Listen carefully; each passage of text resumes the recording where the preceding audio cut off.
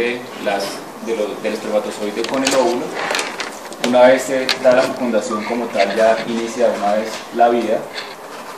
Lo primero que se forma es un cigoto. El cigoto se forma en las primeras 24 horas post-fecundación.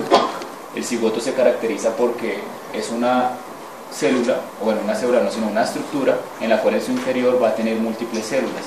Esas múltiples células se llaman blastómeras. Entonces, nosotros tenemos un cigoto cuando lo que hay en su interior son menos de 12 blastómeras. ¿Listo?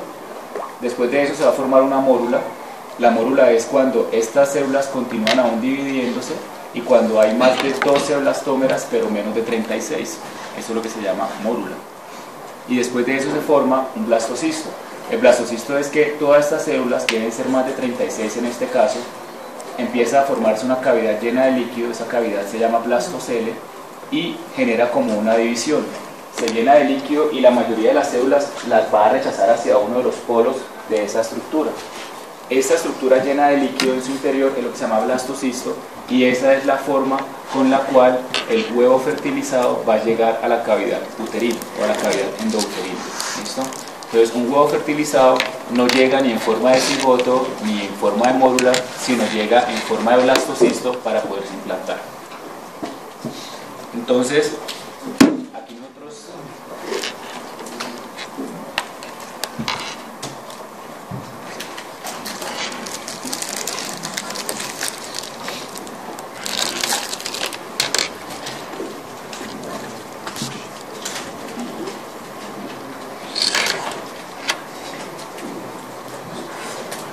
esto es para que a ustedes les quede claro un poco cuáles son los famosos tiempos que existen.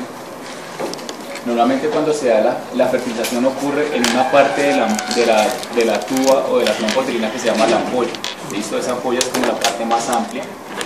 Una vez se da la fertilización, más o menos en las primeras 24 horas se da hasta la formación del cigoto, que es lo que les acabo de decir, y después de esas 24 horas, ¿listo?, hasta más o menos los 3 días, es lo que va a durar todo el recorrido de esa estructura ya fertilizada a lo largo de la trompa uterina.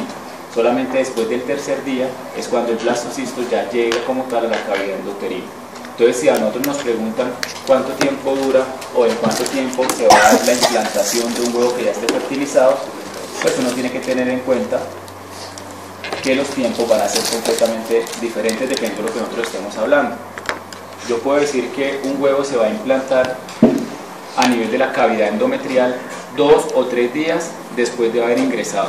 Es decir, después de que llegó el blastocisto al útero, más o menos se demora 2 o 3 días para él empezar a implantarse dentro del endometrio.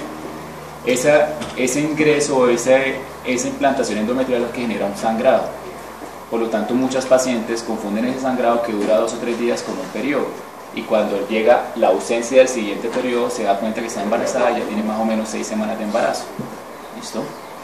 Pero yo también puedo decir que un huevo se implanta 5 o 7 días post-fecundación. Si la fecundación se dio aquí y de aquí a aquí dura 48 horas, más 2 días o 24 horas que dura esto, más 3 días que dura en la cavidad, la suma de eso son 7 días. ¿Listo? Pero también puedo decir que un huevo se implanta 6 o 9 días post-fecundación, porque de aquí se libera, a los 2 días se fertiliza, al día siguiente ya se convierte en mórula, más 2 días que dura hasta llegar allá, más 3 días de implantación, o que dura en cavidad uterina, son 9 días. ¿Listo? Entonces, dependiendo lo que yo quiera o dependiendo con lo que yo esté comparando, va a ser pues obviamente la respuesta. Si es dependiendo de cuánto tiempo lleva al ingresar a la cavidad, cuánto tiempo lleva de fertilización o cuántos días lleva después de ovulación. Son dos cosas diferentes. Como yo les dije a ustedes que la estructura que va a llegar a la cavidad endouterina se llama blastocisto. El blastocisto es una cavidad llena de líquido. Esa cavidad llena de líquido se llama blastocele y todas las células van a quedar rechazadas hacia uno de los polos. Esas células se van a llamar células polares. De solamente 8 células polares es donde se va a originar el embrión. De solo 8 células polares. Esas 8 células polares reciben el nombre de embrioblasto. El resto de células van a servir para la formación de la placenta. ¿Listo? Entonces, esto es como las células endometriales. El endometrio, cuando una mujer se encuentra en embarazo, recibe el nombre de deciduo. ¿Listo? El endometrio en una mujer embarazada recibe el nombre de deciduo.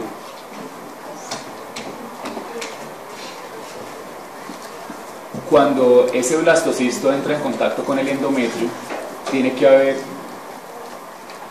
como un equilibrio entre unas sustancias que son proteasas, pero unas sustancias también inhibidores de esas proteasas, para que ese blastocisto se empiece a implantar y a meter dentro del endometrio, pero que llegue hasta un sitio específico.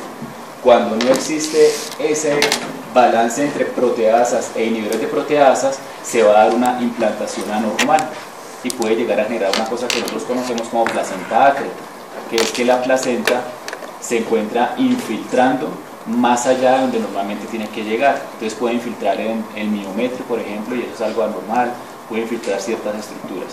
Entonces el balance de estas proteasas e inhibidores de proteasas es lo que hace que la implantación del blastocisto en el endometrio, que en el embarazo recibe el nombre de decidua, sea completamente normal. Entonces esto es una estructura para que ustedes se den cuenta que si aquí viene el blastocisto y entró por un ostión tubárico, o sale después de la trompa por un ostión tubárico, cae a la cavidad endometrial. La cavidad endometrial es una estructura que es virtual, ¿listo? Es un espacio virtual.